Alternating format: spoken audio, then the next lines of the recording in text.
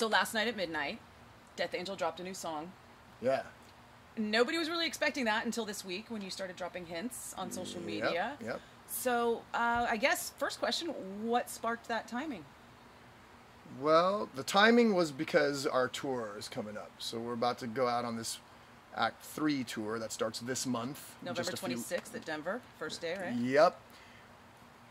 Actually, though, we added this event on the 24th. So we have a kind of a special event. That's not open to the public, right? It is open to the public. Is it open to the public? Yeah, it's a people can come down to Jose's It's a studio? benefit. Okay. It's a benefit. It's for his it's the proceeds are going towards his I don't know if it's his foundation or what. It's his charity. Oh, okay. So Metalheads Jose Mangan has his Science. own yes, the Metalheads for Science scholarship program. Yeah. So you guys are going to play at his studio at the Affliction Store in Los Angeles.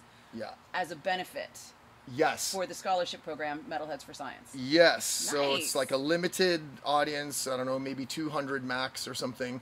And it's a special thing because it's literally a live dress rehearsal pre-production thing that these people are going to be able to see us stumble through our set and try to get it together. So, but yeah. Tell me about the new song. Okay, so, new song. It's called Cult of the Used.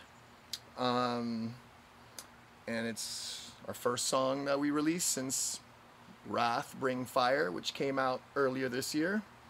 But kind of popped up again this week with a video that had a lot of live performance in it. Yep. We filmed all that stuff during the Summer of Wrath tour in Europe over the summer, obviously.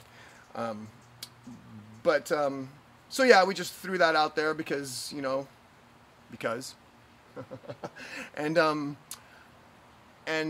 also maybe to throw people off so they wouldn't expect that we have another new song coming out with a video for it too. So yeah, you got to check it out to see what it's all about. It's total Death Angel song, and that song was chosen because it kind of, to me, like will fit in our set that we do on the Act 3 live set, where of course we do Act 3 in its entirety, and then there's like another act of songs that we're choosing that are not our typical songs that we normally play either. So it's been very challenging playing some harder to play live songs, but it's really cool and fun.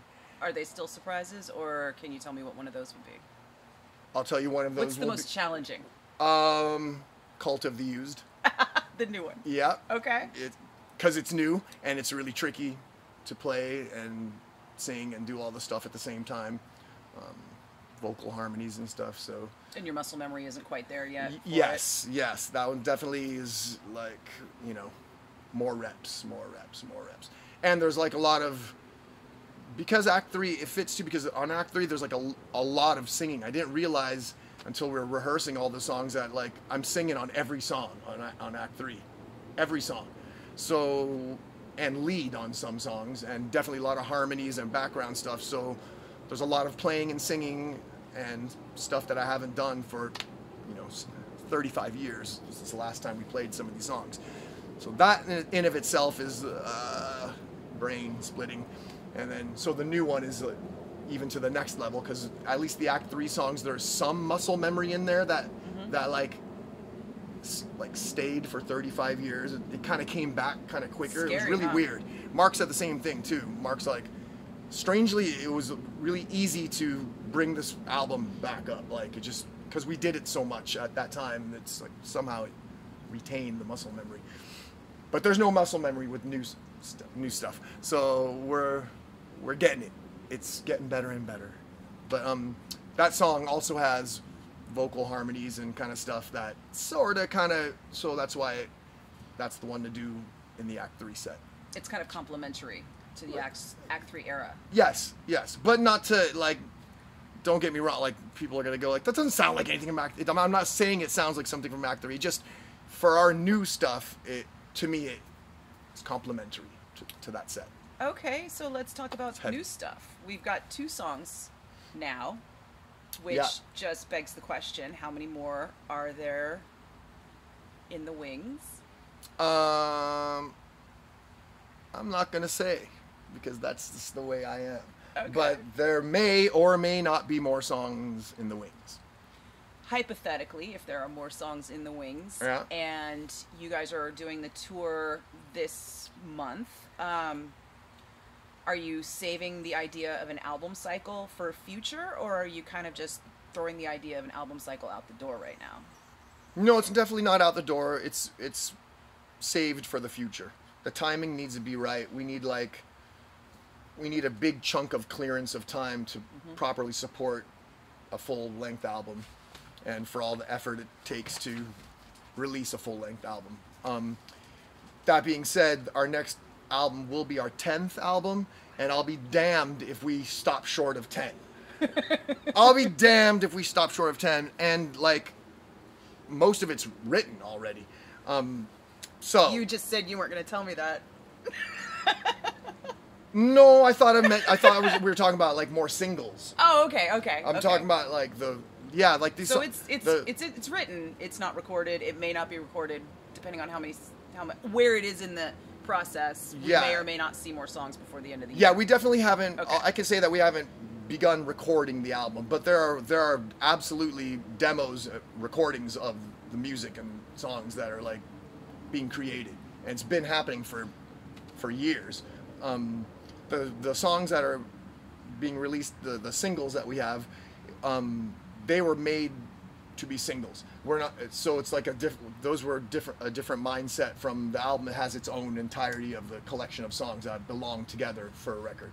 Okay. It's just taken, we're not rushing the process, and also just due to, life and scheduling and things, it's just the timing wasn't right. We need clearance to do the full thing going, and it just hasn't happened as of yet. So, and then now it was the 35th anniversary of Act 3 this year. Next year's the 40th anniversary of our debut album, The Ultraviolence. So these things kind of like inspire us to do some live activity based on those records because of those milestone, celebrations of those birthdays. Does that give you a little bit of leeway with some of the live promoters that kind of insist on a new album before they'll have you back, kind of thing? I know there's like a rumor that in Europe you can only tour so long on an album before they're like, new album before we book you again. I mean, in general, that kind of does make sense, but I see people touring on the same album for forever. We've been doing it now since Humanicide from 2019. Definitely going. I don't want to think about it. How much time has elapsed. Well, the pandemic did kind of throw everyone for a loop. Pandemic did something there, and we've done different things here and there. We just try to make the best of the situation. So you kind of learn to pivot instead of sit there just in anguish that things aren't going exactly how you want them to go. So during this time, I've come to evolve myself in such a way, and I think the whole band has had to because of all the stuff. So, we're Be like water. Yeah, we're in a good space. We did have a moment there of being very antsy and like kind of upset that we weren't able to do this or that, or things went this way or that. But things happened fast and unexpectedly, and yeah, then they kind of compounded, got a little worse, and now you guys seem to be over that hump for the most part. Yes, I think so. At least currently, you never know what's gonna happen next week. But you come to accept that such is the way in this, especially in this business. We're not the only ones that have to deal with changing circumstances, and like you need to get through it, pick your sorry ass up off the ground, slap yourself around, take some deep breaths, and then just see what you're going to do next. And I think a lot stemmed from the lack of communication, because there was a secrecy involved, and now everything's out. So there's kind of more open communication lines, right? Yes. There's the communication is definitely improved as of late. Circumstances still, but again, like there's always like Gilda Radner said on Saturday Night Live, if it's not one thing, it's another. It was Rosanna Dana, and damn if that ain't true. Yeah. So it really, If it isn't one thing, it's another. So we're used to that by now, and it actually does make you grow as a person if you utilize it the right way and keep your head together, and it does make you better at dealing with shit, or excuse me, That's dealing, right. You can bleep it. dealing with stuff, because there's always stuff to deal with. So then you also like realize that it's kind of weird because these things inadvertently send you down different paths. So if things didn't happen as they did, we wouldn't even be doing Act 3 right now. But the idea came out of because of one thing to the other, and then so since we weren't able to deal with our new album right now, like, what are we gonna do? And then through our conversations, it came up. I must admit, I was a hard sell at the beginning. It was never a plan to do this. Like, it wasn't like eventually we're gonna do that. It was just like we just move forward. Like, I'm not trying to like milk stuff from the past or whatever. But it just happened, and actually Ted was very instrumental in convincing me, and band archivist and biggest Death Angel fan. Yes. He's the guy that kind of like, he's the conduit for like, fans really want this. He really is. You're the never looking back guy. Oh man, Ted's a huge secret weapon in our camp, in our band, in our existence, in our entity. And he and I talk a lot about, he'll bring things up that I wouldn't think of from that point of view, and vice versa. But in the end, it was like, this year's the 35th anniversary of that album, and we never played that whole album in its entirety. We may have on the original Act 3 tour in 1990. I can't remember the exact set list. Of course, it was kind of a while ago. It was a minute. I know we played most of the songs. It's possible we played all of the songs within the set. So at that time, yeah, if you caught us on that tour, then but also back then, the whole playing an album in its entirety wasn't the thing. No, we didn't play it that way. It was interspersed within a normal set, like song here, then. But like all the songs may have gotten played in that set eventually. But since then, we've never played many of those songs. We've only played a handful of them. We just moved on from that, and we have a lot of albums, so we got to just pick. We're not going to sit there, and we don't normally play a huge chunk of songs off one particular old album. It's just mixed up with all around. So there you go. Now it's Act 3 is like in its entirety, meaning like from front to back.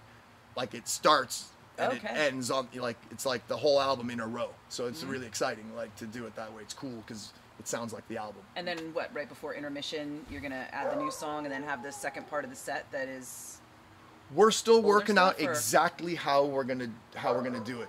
'Cause it sounds like an epic set. It's an epic set, and then like to be cute, we are doing it in like 3 acts. Okay, so there's Act 1, then there's like a slight pause, then a second act of songs, pause, and then a third. So I don't even want to say, because we're still dealing with how we're going to present it. So I'm not even saying necessarily that we're starting with Act 3. It may or may not go that way. But Act 3 will happen in its entirety, like in its own... Death Angel is a band in 3 acts, if you think about it, right? There's the inception, the breakup, the reformation, and now a huge body of work since the Reformation. Yeah, absolutely. And now we're kind of going full circle back to the beginning, but also with a new album on the deck. It's pretty amazing to be able to be in that position. I understand that it's not many people have been around, like, stayed together that long. Like, we're hitting 40 years on our first album. We've been around, we were together years before that, so we're one of those guys that's been around that long. And so that was kind of one of the things, talking to Ted about it, because me and Mark are definitely in the idea of moving forward. We're not like to deny your past, but we just were very adamant about not being stuck on like living from your past. Like you got a couple new songs, oh well, everyone just wants to hear the song from 1980, whatever. So we were like, we wanted to make sure that our new material would be relevant and people would like it, and then we'd play the old stuff and mix it up and you get one or the other, you get a combination, but it's not just like a lot of bands are that way. I'm not trying to, it happens. So a lot of times you're at the show and you're just kind of bored until you hear that one old song that you know. And I get it because nostalgia's powerful. It is though. It is. So that's why kind of Ted made me realize that, and don't look at it like we're trying to use it like as a for any wrong reason. Yeah. He's like, understand it's not a that. set list crush. No. Crutch. It's absolutely. This is Cyrus. Have you met Cyrus? Hi, baby. So yeah, there So and fortunately, I feel like when we do play, people react. The overall reaction in the crowd is equal across the board when we play one of our newer songs or one of our older songs. There's like a combination of newer fans and older fans where some people get totally excited when they hear an older song, and then some of these younger people don't hardly know those songs. They know our modern songs. You with have this a whole lineup. new collection of songs that you have to play because that's the nostalgia songs for that generation. That's what it is. Yeah. That's what it is. And for each album, there's like strong songs that happened from each of those albums, and we played them so much and pushed them and believed in them, like seriously, really believed in our new music, to a point where it put us in that position that we were hoping for, so we can play we play songs from basically from our first to the last record. I always try to make the set list have at least a song from every album if we have that much time. It's like, it's kind of a challenge, but it works. But also some bands kind of don't get to do that. They don't. Their new stuff just kind of sits there and it gets purchased by a handful of hardcore fans, and then they're stuck just reliving their old catalog to sell tickets, because it's a good position to be in. It is, and I think we're fortunate to be there, and we got there I think by just being as authentic as possible. Whenever we were working on new music, we literally gave it everything we got. Like, it wasn't like, let's just try to get this over with, let's just pull it off so that we can go on tour and then live off our old stuff. We're like, sometimes we're just like, let's not even play any of the old stuff. Like, it's like, no, though, you don't want to do that. Like, you got to throw people a You don't want to see that 155-year-old guy in the back going, no. play my... And I get it. I'm a fan. Mm-hmm. When I'm at, of course, I want to see a song that I love from you as a fan, you're hoping for that. I was about to say that you owe it to the fans from the artist point of view, but no, you don't. You don't. Sorry, you don't owe anybody anything. But I do consider that. It's a nice thing to do. It really is, and I want to.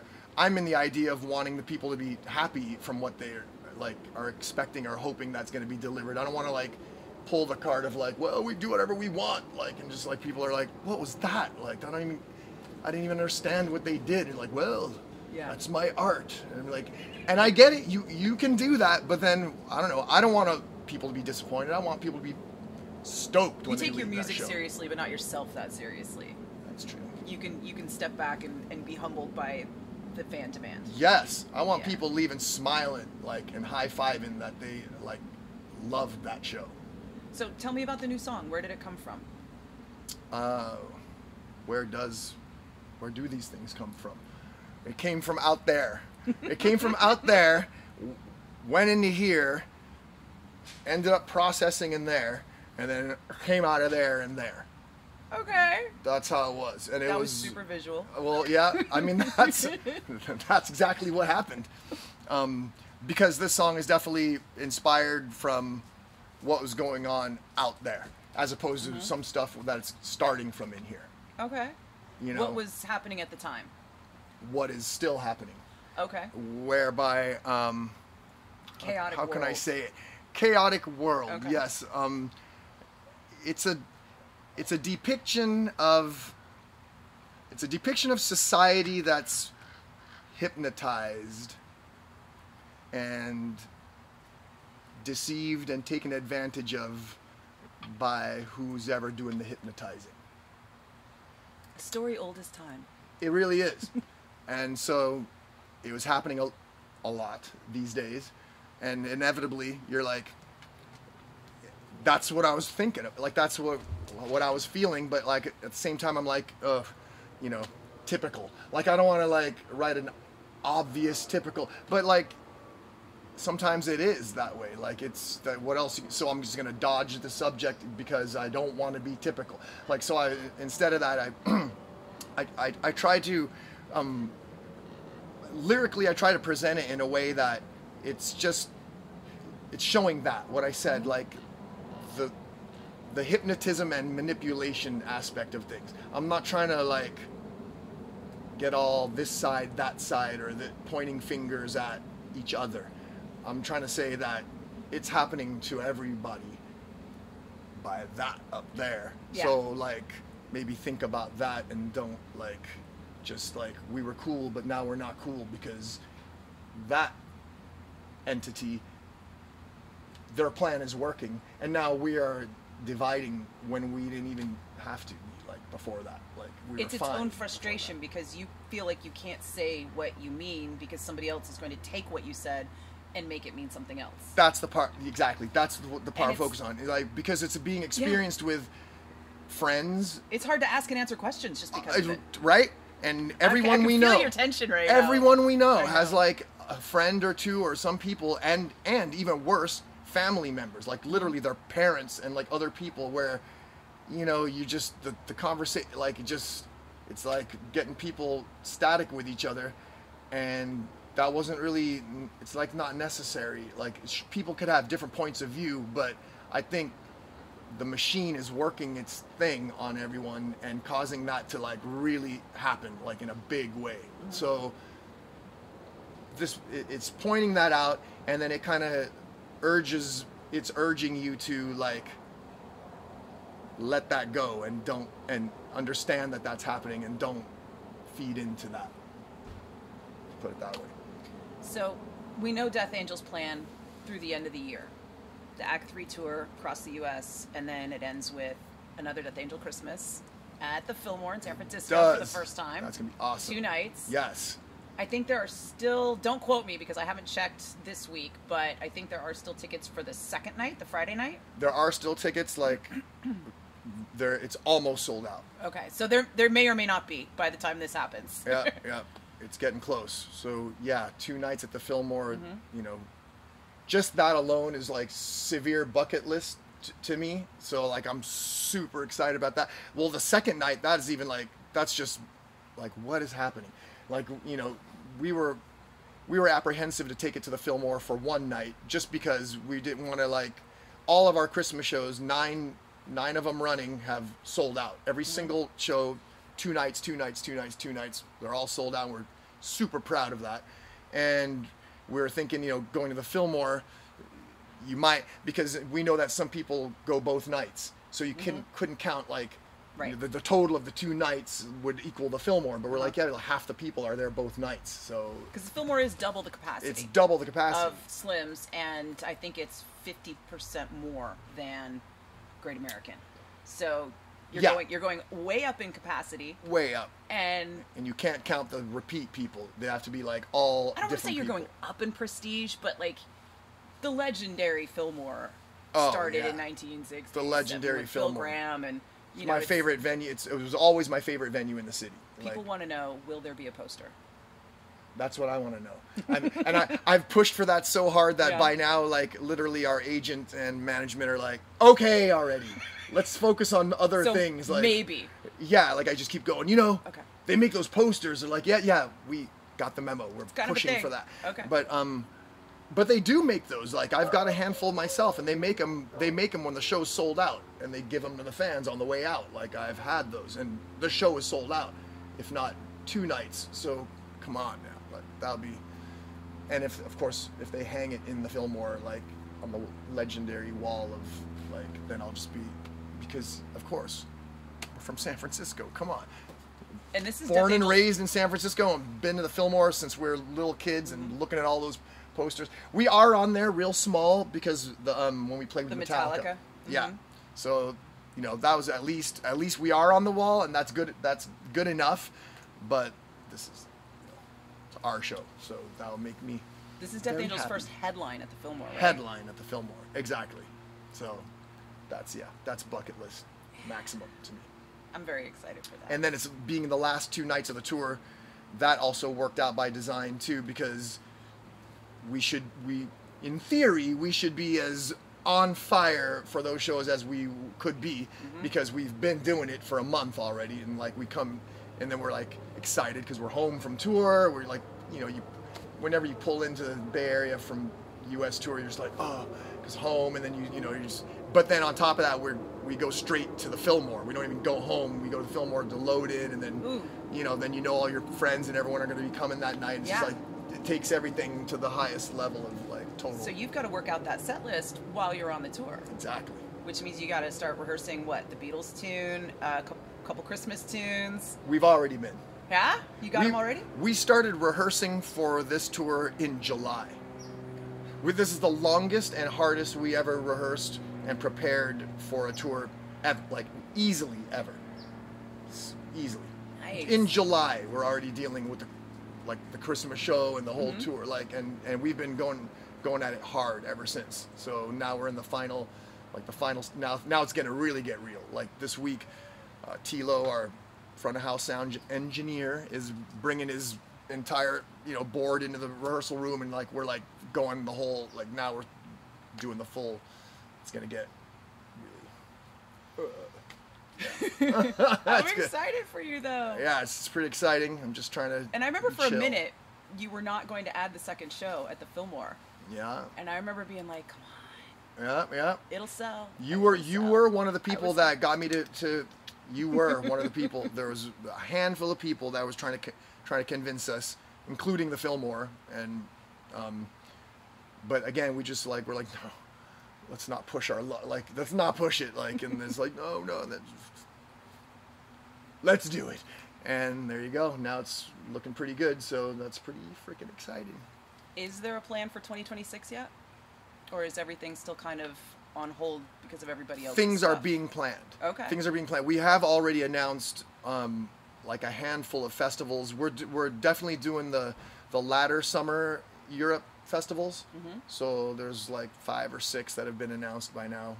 Alcatraz and Bloodstock, and ones we didn't play earlier this year, the other side of the summer out there. So that's definitely happening. And we're talking about trying to do the Act 3 tour some more. So if this one turns out well, this is kind of like, we have to see how it goes. And if this one turns out well, we're talking about doing another North American leg, because we're, of course, only able to hit so many. There's only going to be like 20 shows on this tour, and everyone's like, oh, you're not playing. Oh, no, there's no Florida. Which I know we can't play everywhere. Sorry, not at one time. But so there's that to do, and hopefully we could do the Act 3 thing in Europe, maybe Japan, and I think we'd stop there. The reason for that is because that would recreate the original Act 3 tour. We're just, being nostalgic like that. We did a U.S. tour, we did a European tour, and then we concluded in Japan. So that would be pretty cool. That'd be cool. So that's what we're hoping for, and still working on our new music along the way in the cracks of time. Do you think there will be an album by 26? Released in 26, I'd have to say that might be wishful thinking. Okay. But it's not impossible, and I'm dying to record these songs. Yeah. So we're really, trying to make it happen. Has anything surfaced thematically on the new album? Because you guys don't do, not theme albums, but there is kind of always an overarching vibe. Maybe kind of a little bit, but it's way too early to, divulge any of that. Okay. Yeah, it may just not go that way, but yeah. Cool stuff, though. Yeah. Definitely cool stuff. I think we've run out of light. Yes, we have. Yeah. Is there anything else we were going to talk about? I think that was pretty good. Yeah, I'm down. I'm down.